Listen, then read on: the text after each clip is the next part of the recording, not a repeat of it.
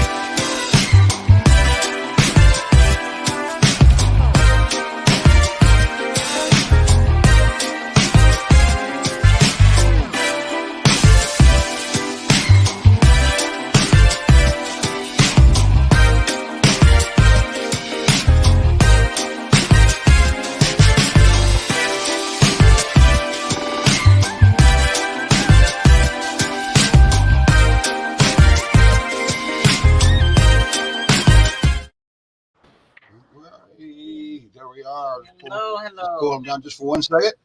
Okay, go ahead. He didn't know that. Hello, and we are back with you again this week. Seemed like a month for It does. It real. seems like it has been quite some time, quite a month. Mm-hmm. If you had any idea how much we have done in these last 7 days, No, yeah, then yeah. it would definitely make sense how uh, it felt like a month. But anyway, Mhm.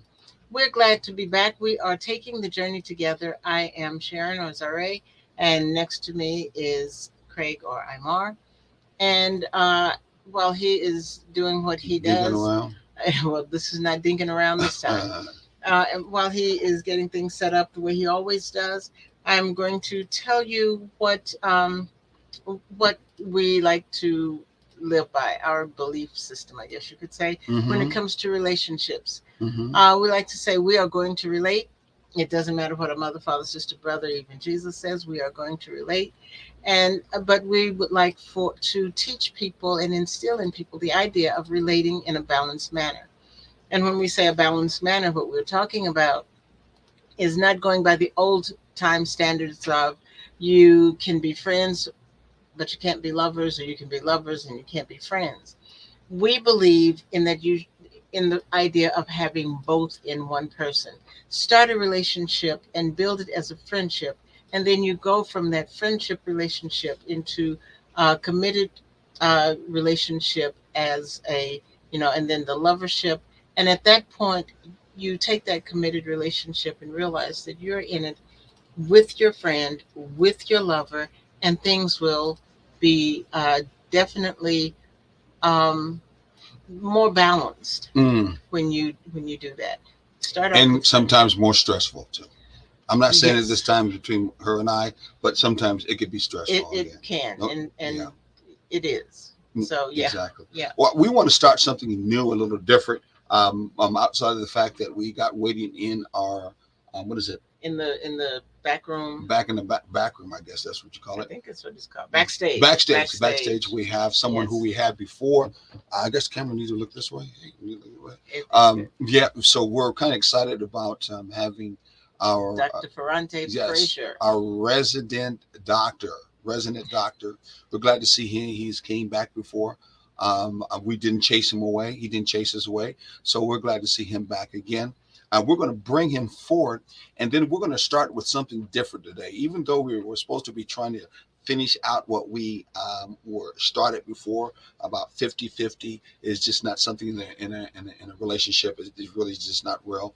And that we also need to look at, in this case, quantifying our stress levels and making them into different numbers of, as we say, compared to being 100% you're on top of things and ready to go. And we talk about how quantifying a number would be. Like in this case, I can feel stress. I am probably about 70% right now, stressed for some other things to actually make this thing happen today. And compared to me being 100% on top of things. And then Sharon, I don't know what particular number she's at. I am probably at an 80. I'm feeling I because I've gotten to the point in what all we have going on. Mm-hmm. I've gotten to the point where I do believe that everything is going to fall into place, everything is going to be good. Mm-hmm. And so I'm stepping She sounds back. good. She sounds good. And I'm stepping back from the stress She because sounds good. yeah, and one of the things Mm-hmm. I'm realizing from just a few minutes ago is Mhm. I need to step back from the stress because you're not. Well, I would say that's that part we talked about before, covering Yes. and making sure things are harmonious and friendly and kind is Mhm. important. Sometimes you have to fake Yes. it till you make it, but that's very important because part of tolerating some relationships when pressure is on, stress is on, Mhm. and it's a 70-30 situation and you're not 100% both of us, then sometimes you have to go through that toleration. Yeah. And what's the other word? Capitulation. Yeah. And you have to put on your best face the same way you do at your job, the same way you do when you go into a garage. You go into buy groceries, go to Costco, the restaurant. Most of the time, you put on a pretty good face, happy face to be able to get along in society. You ought to be able to do the same thing at home. I think Les Brown says sometimes we have to fake it before us to make it, before we make it. Until you feel good, hopefully, to keep that relationship moving on. Because, the old saying, you want a relationship or you want to be right. Which one do you really want? Because in a relationship, you're not going to always be right. That's what it comes down to. So I want to play something. I'm first want to bring the doctor on. Yes. And then we want to play something that I think is kind of controversial, but it's a video that I think that's important for us to see that really looks at stress levels, if you might want to say, between the cultural conditioning, black folks, black men and black women, and something that's been kind of going on for a long time on who's blaming who's blaming what, and what else. And when you take into consideration, take a look at this and take it into consideration, you can also see where this can also be a part of that 50-50 relationship. Exactly. Let's bring him in, okay? Good evening. Hello there. How y'all two doing today? We are here. Your lighting looks even better than it was before, man. Oh yeah. I this is where I usually be at here in my office area, but last week I was kind of around the garden. I was out there gardening, and so I just came in because I kind of let time slip away from me. So I had to kind of, fit in, get in where I fit in. Yeah, we understand that. We were kind of running real late today, I'll be honest with you. Hey, we'll take questions, everybody out there. Go ahead and see who's, please rotate in and out of the tickets. What's that? I have no idea. Oh, he's okay. He's okay. I see what's going on. A background engineer is being determined to distract me, since I'm doing the engineering at the same time. But we're good to see that we've got some what do you call it? Advertisers doing our advertising time. We're going to make sure that we bring them up to at the same time. So that means, Dr. Fraser, since we, no, I'll do that at all. So, Dr. Please, I got to deal with him. Not going to deal with you. Anyway, Dr. Fraser, it looks like you are bringing good luck to us. We have now some what do you call it? Not supervisor, but sponsors who are part of our show too at the same time. So there must be some good luck that you're bringing right along with us to the show, and we're so glad at the same time too. It's all good, as the young folks say. Well, you bringing me some good energy to my life as well. I've been, after watching y'all two together, how y'all complete each other words and communication and stuff, and on one accord, man, it makes me try to accomplish that in my own house. So, believe me, it's a symbiotic relationship here. Man, sometimes we wonder. Seriously, sometimes we wonder from there. But a balanced relationship is not perfect anyway. It's all about balancing. So let's keep it real from that and keep it real and right. So I'm going to go real quickly to this video, and when you see it and I see it as it moved me and it moved Sharon, I think we could pull it into what we're talking about. It's a very controversial one. This brother stepped away from his usual position, but he spoke some things that are similar to some truths that we know of. Doctor, what was his name again? Umar Johnson. Umar Johnson. Have you ever heard him before? Sound familiar. Good seeing you. Someone said, good seeing you, Dr. Fraser. And Mr. Ellis, good to see you back again. Yes. He said gives great health information. All right. Yes. Thank you. That is definitely true. So Mr. Umar Johnson has made a new direction or talking about relationships and the connection of the the black consciousness, if you may want to say, Okay. specifically when it comes to our relationships in America itself. And I thought it was quite unique that he brought this up because it's not something he always talks about. And at the same time, he circled it mostly around our particular camp, African Americans, and didn't necessarily connect it to other things. But I'm gonna leave that alone, let you guys be able to make the Okay. decision. Okay. Listen. Okay, so we're gonna bring it up real quickly. Let's see how it works. What, sir? What? Yes, sure. It's already shared. It's up here. Yeah. So let me open this up. Let me just do it with this one. So no. You got to get that out of there. Yeah. I got to go over to it. You know, and then I'm gonna make it larger. Hold on. I was trying to see how to do that on mine. Because we try to act like the way sisters. I want to say this too. Yeah, I'm gonna start this again. So everybody should be able to see. That is not.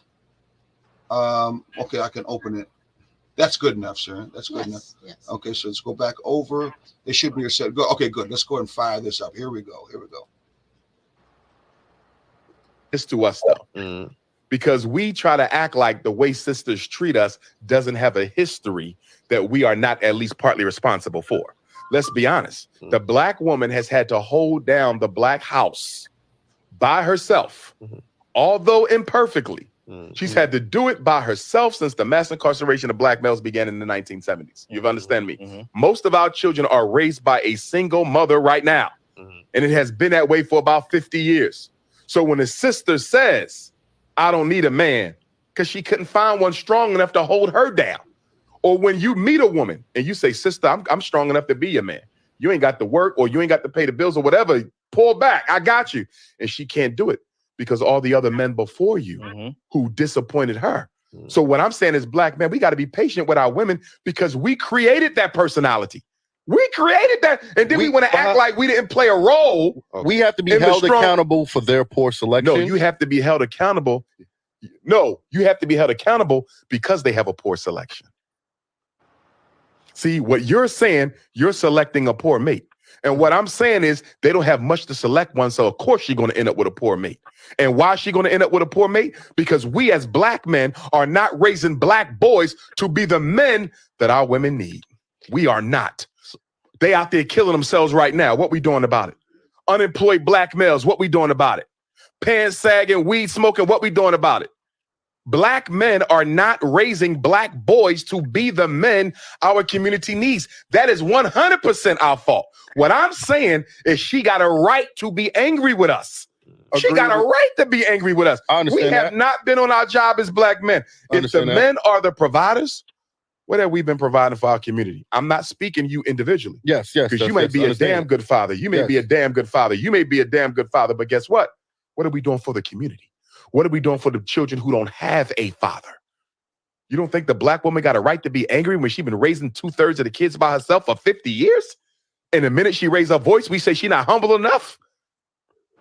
She had to become masculine to survive the rape, the molestation, the domestic abuse. Are you telling me you can't see how we created that? I understand that, but she needs if to we be was more loving selective. our women and taking care of our women, do you think she would be like that? That personality has a history. If she's picking Pookie and Ray Ray instead of you're making her a scapegoat. No, she's picking a scapegoat. No. There's good quality men that they ignore. Why she even got it? Why is there even a Pookie in the selection? You gotta ask her that. No. I'm gonna tell you why there's a Pookie in the selection. What? Because black men have abandoned black boys and have allowed social media, white media, athletes, and rappers to raise them. That's why she with Pookie.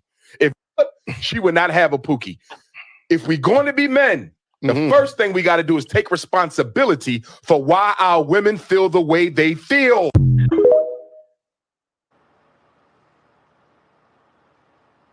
I want to say this to us though. Because Wow. Can't hear you. I almost thought I should play that again. Right. It was by accident, but I almost thought I should play again. Okay, so we got a boatload of information. Some people would say we got what's it called? Not a firelight. What's it called? Gaslighting. Some would say we just heard some gaslighting too. So I'm gonna tell both sides of the story just real quickly. But that's a boatload of information to hear a doctor speak that. We've seen him live when he was here in Richmond Hill. I'm scared, Richmond Hill, oh my God. And Savannah, sometimes some years ago at the same time. But we got a boatload. And hopefully we're tied in to that 50-50, the stressful thing that we go through as Black folks from a universal us point of view outside of us as individuals. I'm going to let you go ahead first, Doc. Well, my thing is, it was a good debate. You know, I actually see it from both ends, from what he's talking about and the other guy that didn't really have enough talk to say what he had to say. You know, but both of them, you know, are coming from a good conscious state. You know, I think they're at different consciousnesses. That's why they debating. They're at a form of reason. I feel that, you know, it's not really anybody's fault, you know, especially like when you say we're talking at a Black conscious level, you know, well, the Black conscious level was created by a universal conscious level. You know, it's like a hierarchy on this thing. You know, it's dumbed down, stepped down until it get to the individual person. You know, the individual make up the collective conscious in the Black community, the white community, then other so-called communities. They create the universal, you know, consciousness. But it's not just Black men who've done anything. You know, who created the Black man consciousness? You know, what got him, you know, where he want to sag his pants and want to smoke weed all day and do these things. You see where I'm coming from? It's not like he woke up out of his mother's womb. Oh, I'm smoking weed today, and I'm, you know, you know, that had to been learned, and it been learned so much and overlearned that now it's like a automatic tape running his program. You know, so that's the blame kind of pushing. I kind of stay away from. It's like how y'all show kind of teach what I've learned so far. It's about just raising awareness. You know, I'm just going to show awareness. I'm going to show you what it is. If you notice when Jesus more or less said, hey, you want to, you know, get right, just follow me. He ain't really say, hey, what you're doing is wrong. Stop that, stop that, stop that. No, he just said, hey, I'm just going to be a ideal picture for you. And you just reflect what I do, and you'll be your better self. You'll be at your you know, your higher self, your more enlightened self, your light self, you know. So that's just what I get a little bit from it. Okay. I won't say my piece.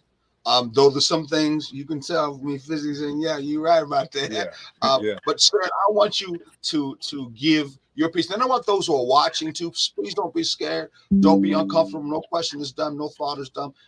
Go ahead and text us and tell us what you think, what you feel about what Dr. Umar said. Otherwise, I'll play it again. But anyway, what you said, what he said, and what he thought about it. Very straightforward, very raw. Also talked about, you know, us Black men taking responsibility.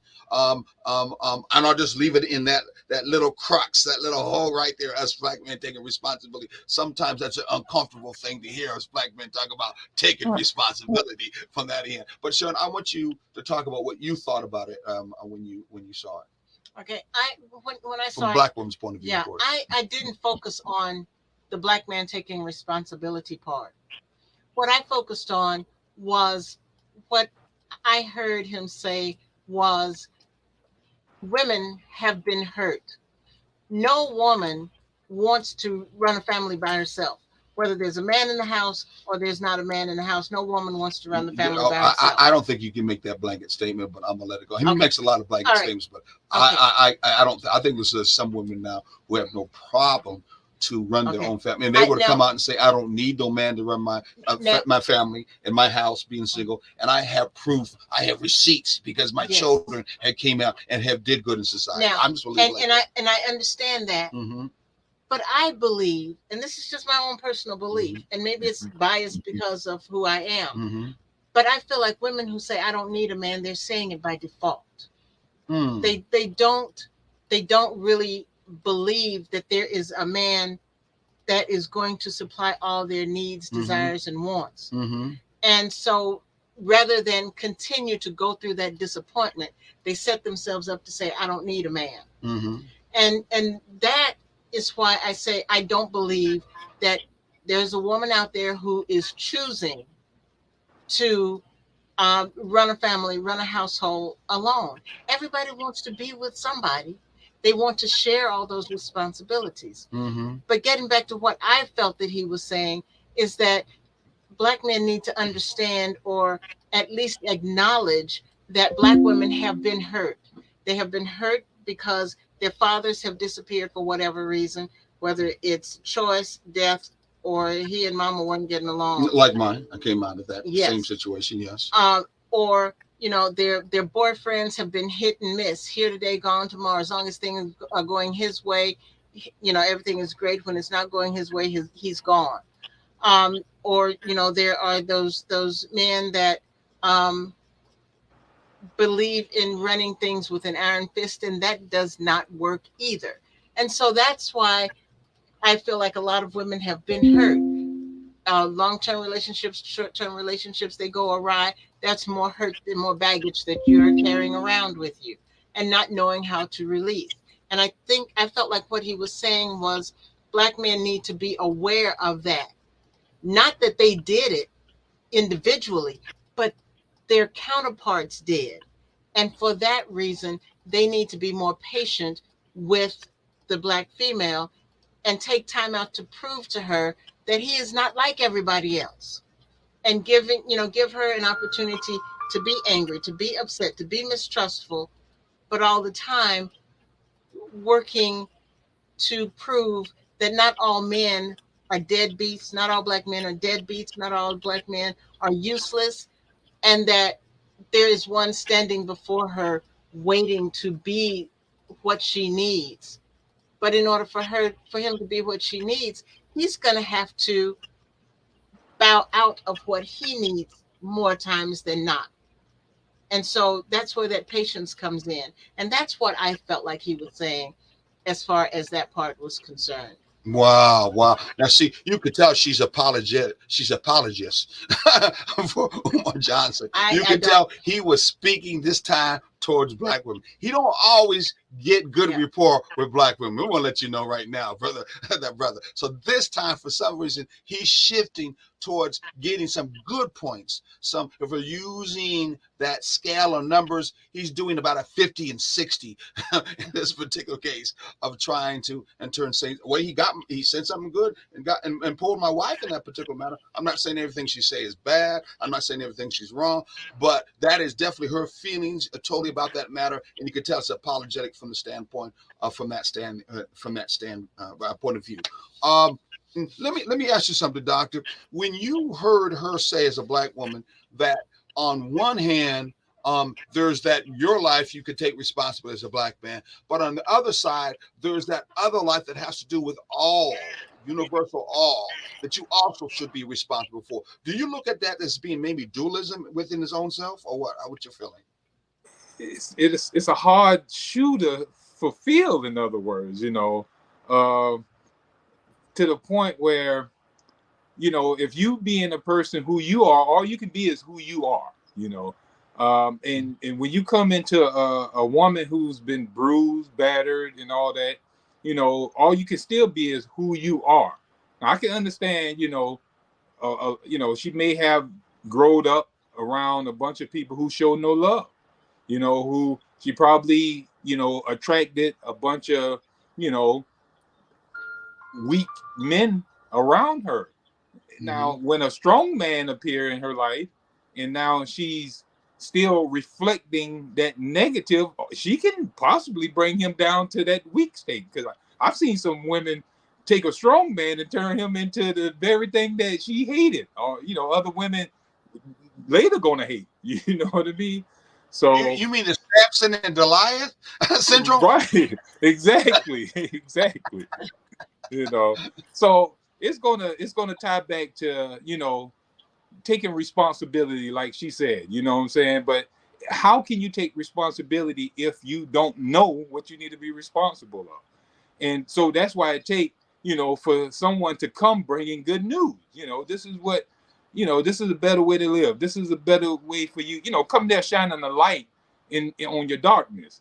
But there's no light bearers anymore into the world. Black men being light bearers. You know what I'm saying? We got the problem. We know there's a problem. I mean, we're yelling about it. We're fussing about it. We'll get in the street and fight about it. But to actually be the difference, you're not seeing that many of them who gonna take that walk, and march towards, teaching people how to become what we want to see our, black guys become themselves.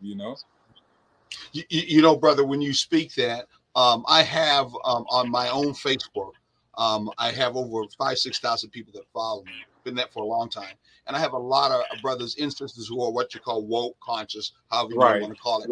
And a lot of, especially most of these sisters that seem to be down that conscious road, God road, goddess road, whatever you may want to call it, that they spit out. They have a lot of this. Either you do or we ain't doing this at all. Right. I know you know what I'm talking about. Right. The come across is, if I'm truly into myself from a spiritual point of view, if I'm really aware of who I am, I'm not letting any negativity, I'm not letting any low energy, I'm not letting any, I'm attached now people to it. I'm not allowing any black man who's not consciously concerned about me to be part of my life, period. You gone. That's right. You're gone. You know that. Now, that doesn't sound too good if you listen to what Doc was saying.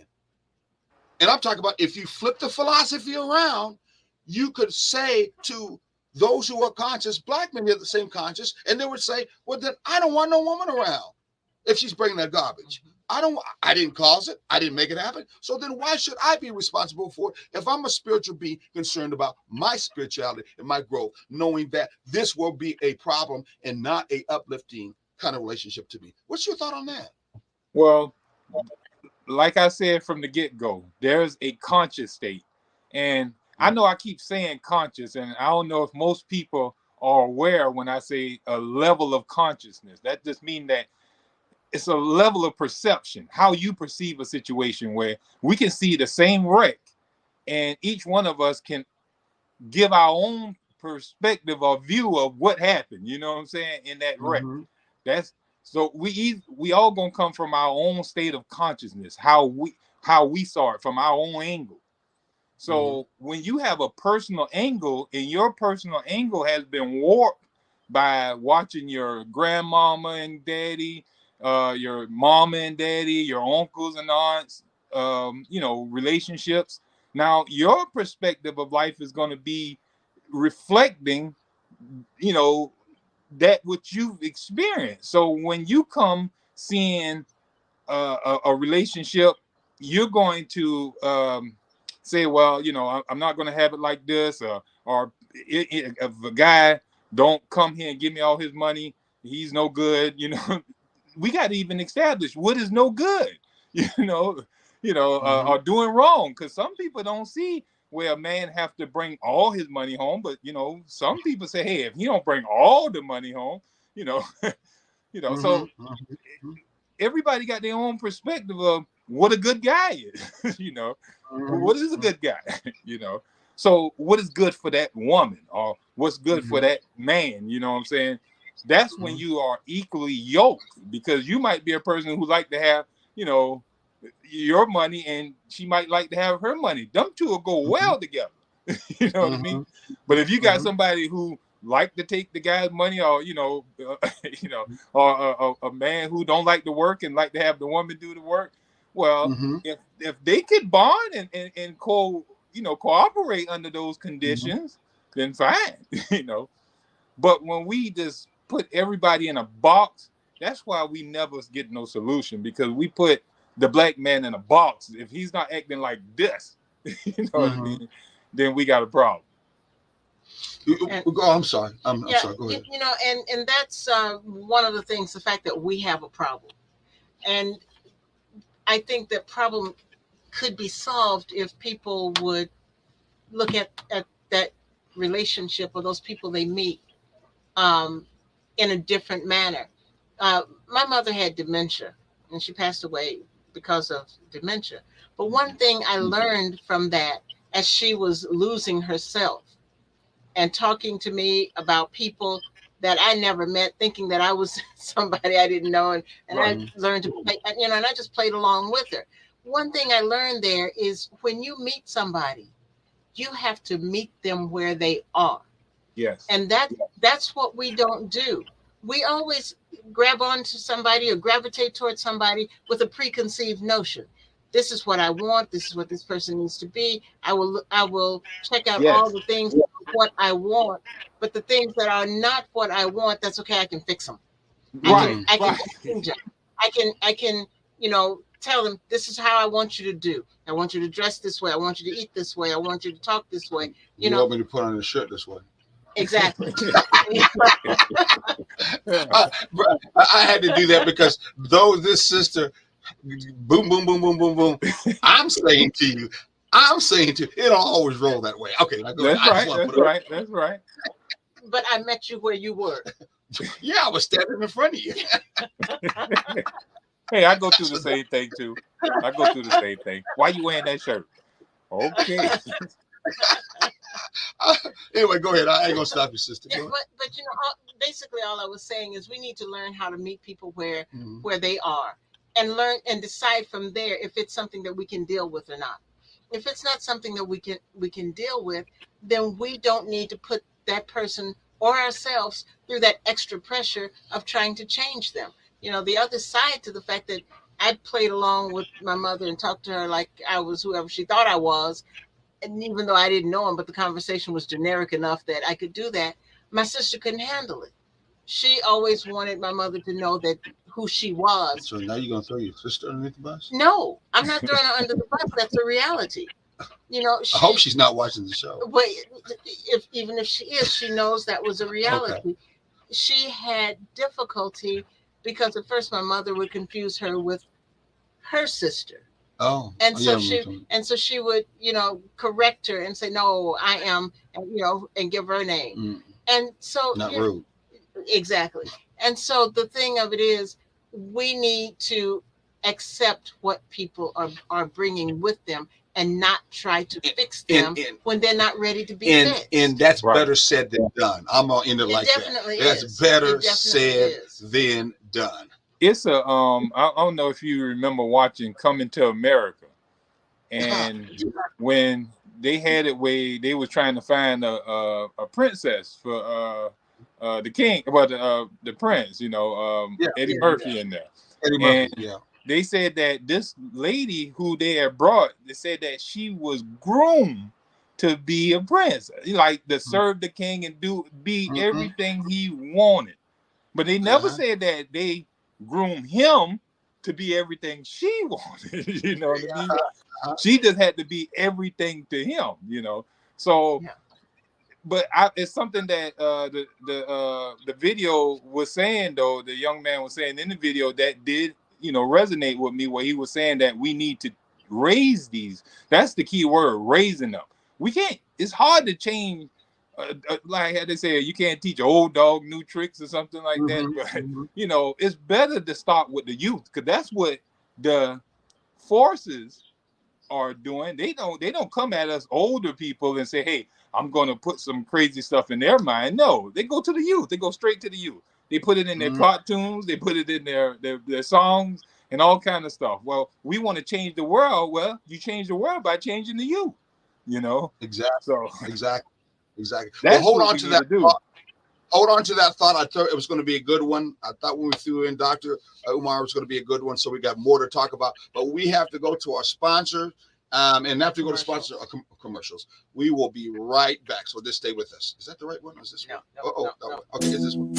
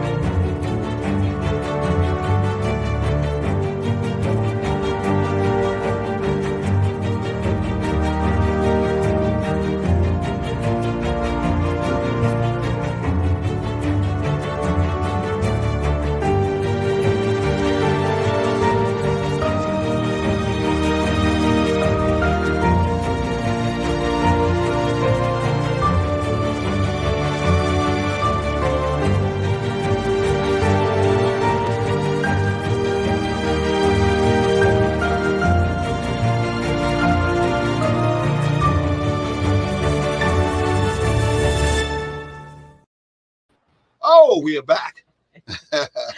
We're back again. And we were talking. Exactly. So again, we're still hot subject. Some people would say, what did I say? Fire. What again? A gaslighting subject. I think when you talked about the first time, Dr. Fraser, how from the universal point of view, Pan-African point of view, you may even call it, usually that us thing is strongly stroked. No doubt about it. Okay. But when we move into that universal consciousness that's beyond that, from the standpoint that color is really a construct, then from that standpoint, how can you really attach that kind of responsibility when we're monolithic as African Americans in the first place in that way? And then think it's like we try to do in other areas, that's really fair and just. It's not really fair and just. It can't be from that particular end. So on that note, because I know there are still many out there on both ends of the rope. You got the spiritual ones that end of the rope that would say, yeah, I see that. But if I get that kind of mess coming to me, boom, I ain't got no time feeling sorry for you. I ain't got no time feeling social justice for you. You are on your own and you're not with me. And then you have the other side where you have some others. I'm not saying just black men, because I've seen both sides too, which is I'm going to be responsible. I'm going to try to feel responsible and do what I particularly can. But yet that other person on the other side says, I don't need that. I don't want that. I can do this all by myself. You know what I'm saying? Yeah. It's really raising awareness. You know, when you raise, we don't have to change really in our black consciousness. If we operate from the higher self, we change total consciousness.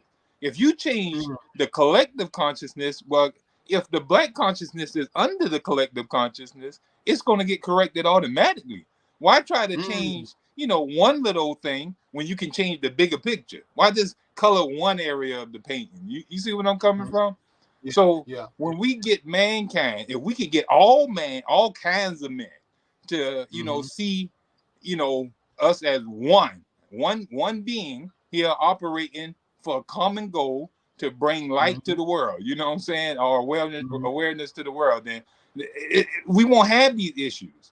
If you see in other, they tend to sometimes they pick their daughter husbands, and they pick their daughters for their sons and stuff like that. So especially in those foreign countries, they do that. Yeah. So it just really just, if we could get them out of, long as they're in that mind of the self, the lower self, the ego like type of self. I'm not gonna want this, or I'm not gonna do this. You're speaking it, and those who say that they're woke and they're using this power of tongue to say, well, I don't want no man who's gonna do such and such. Well, you just told your subconscious mind, I do want a man, because your subconscious mind can't understand the not. You know what I mean? That negation, you know what I mean? So when you say I'm not sick, well, you just told yourself I'm sick. well, that's what your subconscious heard. Anything you keep making your subconscious play into your subconscious mind, that's what it's going to take.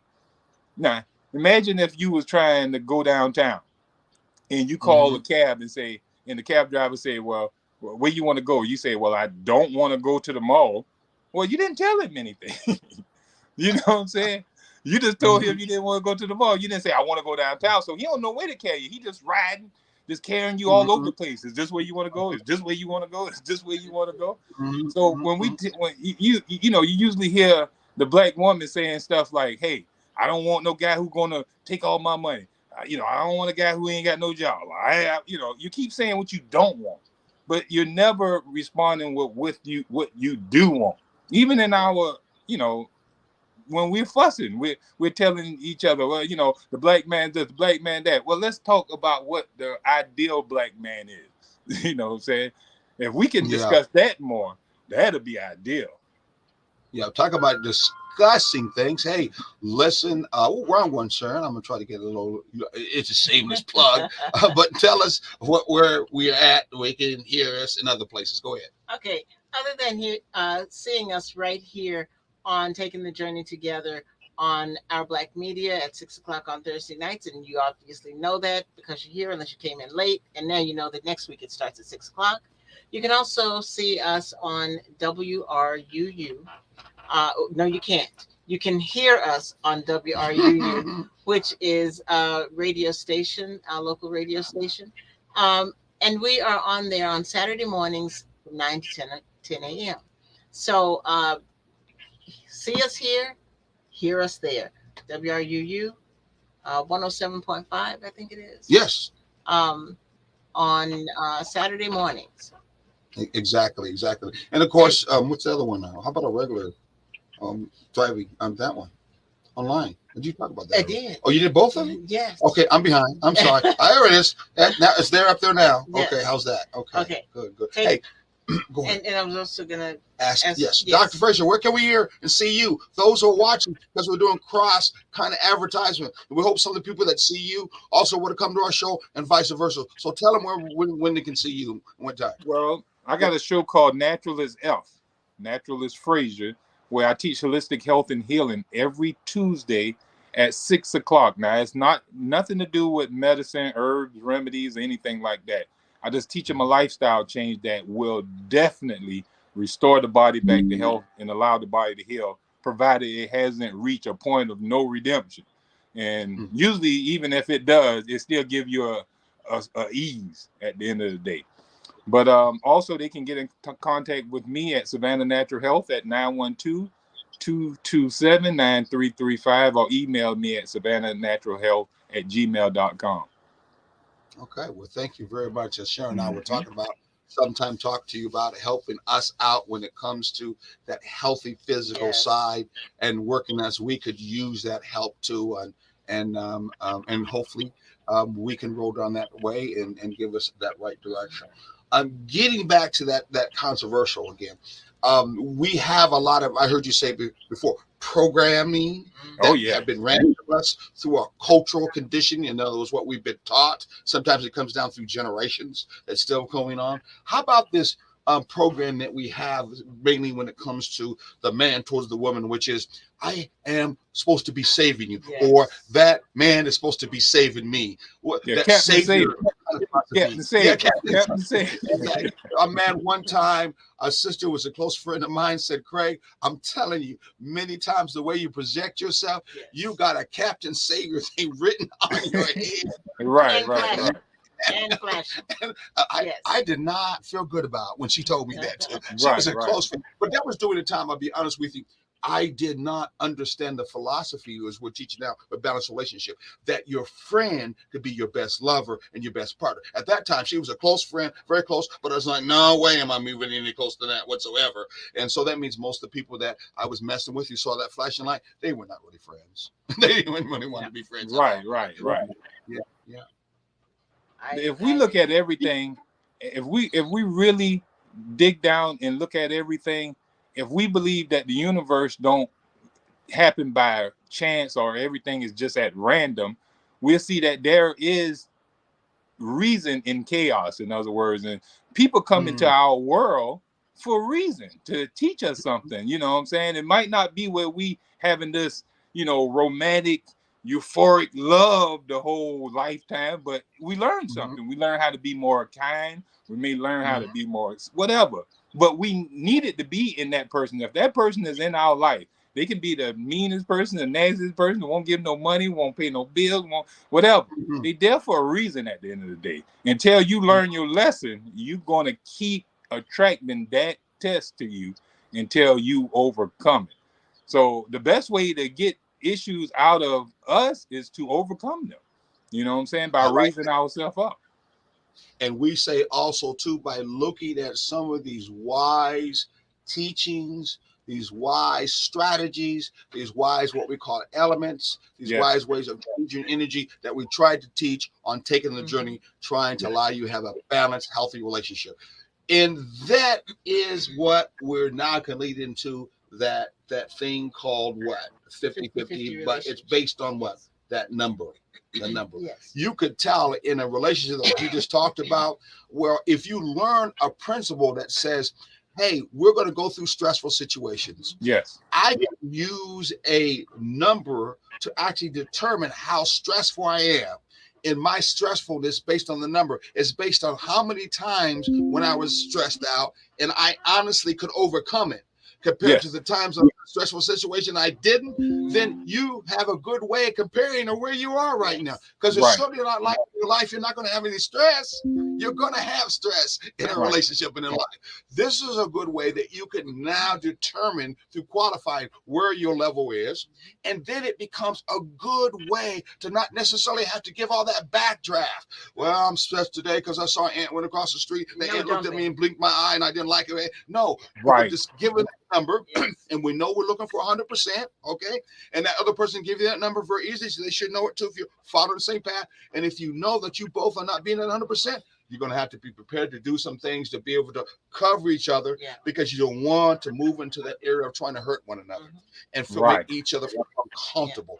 That's what the numbering system helps you to do. Of course, the other one is if the other person is 30 and you are doing somewhere between 80 and 90, you got it covered 100%. You don't have to stress out some more because the other person providing. Provided you allow them to be at 30 until they can. Are you saying I don't do that sometimes? You can, Since I just started, you saying I don't do that? No, I wasn't. I get the feeling that you are. Well, I wasn't gonna put you on Front Street. But you're gonna do it now anyway. No, seriously. Sometimes when you are at 30, and I'm not saying you, but I'm saying you. Yeah. You don't want to have. You're not ready to move to 35 or to a 40 because you're stuck in that dilemma. You don't know how to release it. And so instead of relaxing, doing your USA or whatever you do, your meditation or whatever, you keep dwelling on whatever situation took you to that low energy point. And all that does is bring you down more and more and more, which makes it more difficult to be covered. You mean you keep on thinking about, or the other person in the 70 does that? Because if the other person's at the 70s doing that, they're not really trying to look for they're really not trying to cover you. Right. Well, they're covering you some mess, but they're really not trying to cover you. What I'm saying is sometimes you're not ready. Well, I understand that it's our situation. I can't necessarily. It didn't want to set you up to be at that 30% because they ain't gonna do me no good. Right. Really don't. Right. And number two, at the end, being that you are hopefully somewhat conscious through that time, because we're not always that way, you are conscious at your own self that even though you may stay in that frozen pattern, I'm using the frozen pattern, then hopefully at that frozen pattern, you're going to be open enough to allow me trying to cover you to at least trying to cover you, kept you in that frozen pattern, but not necessarily trying to chip at you with ice, because it could happen. Or in this particular case, say, I got nothing to do with you because you ate. Exactly. And so you need to recognize and accept where that other person is at that time. If you're at a 30 and I'm at a 70, we're at 100 together, but I need you to come off of whatever it is that you're on. What she's trying to say, my brother, and me and you, when I speak this and say, you go, Right. yeah, I know. Leave me alone. But anyway, that's what she's trying to say. It's just leave me alone. You know those times, don't you, brother? That's right. Yeah. And, hey, sometimes it is what it is.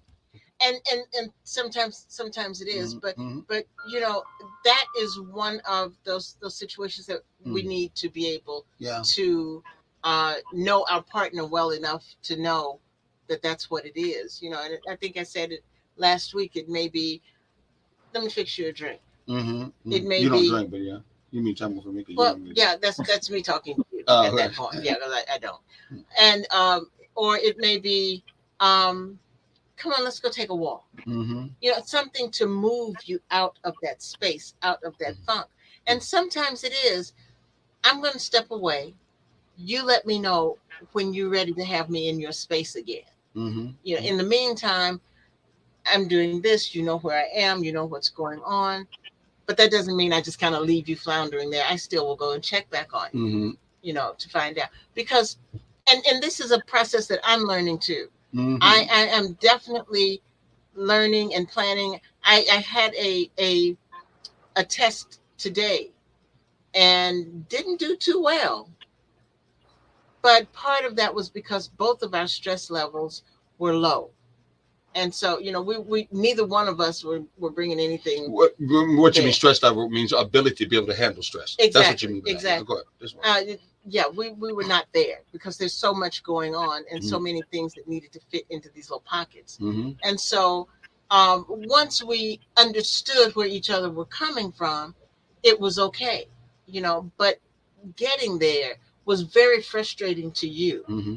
And that's when I realized that I needed to step back from my frustration, Mm-hmm. from my fatigue, from my lack of sleep, and give you that opportunity to deal with all the other things. Mine was kind of on one level. Yours were on multiple levels. You were multitasking. Okay. And so we started late, and I don't know if we have another show after us. I hate when that happens.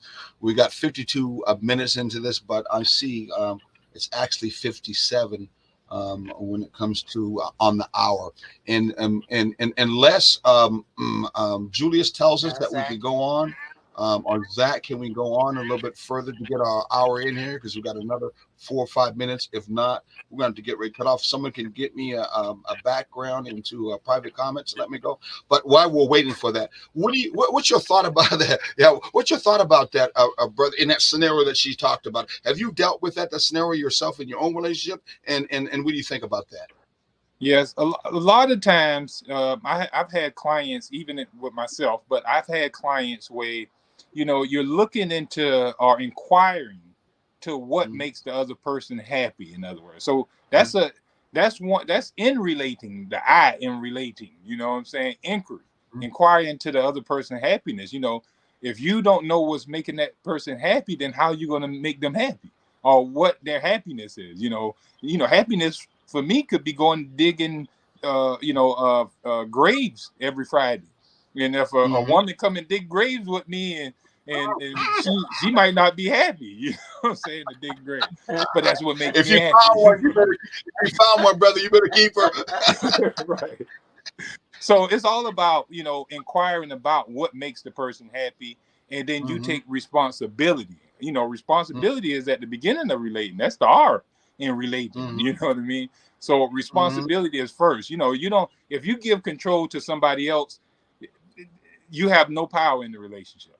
But when you take responsibility to make it work, you know, I'm going to get up and make sure that we talk. I'm going to make sure that we go for the walk. I'm going to make sure that, you know, we sit down and eat dinner together as a, you know, a couple and stuff. I'm going to make sure that we go on our dates, and, you know, I'm going to make sure that I listen when she's talking instead of in my phone or watching TV or saying, baby, I'm going to get with you in a little bit. You know, being here now and being more responsible, man, that'll be amazing. So that's what I really got from what she was saying. She was inquiring and being responsible in trying to see what makes you happy and to keep you engaged in the relationship. And I would say to those who are out there are very complex in that matter, maybe sometimes they say, I'm not about trying to make you happy. Yeah. I'm about trying to make sure I know what's happiness for me, and you Uh-huh. should be knowing about it. Not good, because you may not know the love language. You're never going to find out the love language acting that way in the first place and thinking that way. But one thing is for sure, I'm just saying from our experience, you could try if you want, the numbering system that we just came up with, the numbering system, we did some study. It really helps. You don't have to do all that backstory. You don't. You just can look at the number and boom, you can move on. And we have such fast-paced lives right now. Sometimes we're doing things where we need to get things done right now at that time and then move on. What a better way to do that instead of have to rehash, redump, or dump for the first time when we can move on and we're adult enough to be able to handle it and move on. I'm gonna leave it like that unless you want to say anything, because I think our time is up. It is 7 at the same time. Also, but. Doctor, you get me to say something. I can tell him to. No. I'm good. I'm just. You got me excited. You know, I can go on with y'all for about another couple of hours. I wish we could have to talk to Julius about that. We're going to let you go. We're always happy to hear too. At the same time, to be here. If there is an engineer in the back, it looks like his name is Zach. We want to go ahead and close off and say thank you. Take that journey together and make sure you enjoy it. And at the same time, remember, it is an adventure. It is an adventure. It is. Take it away, Zach. Is he going to do that?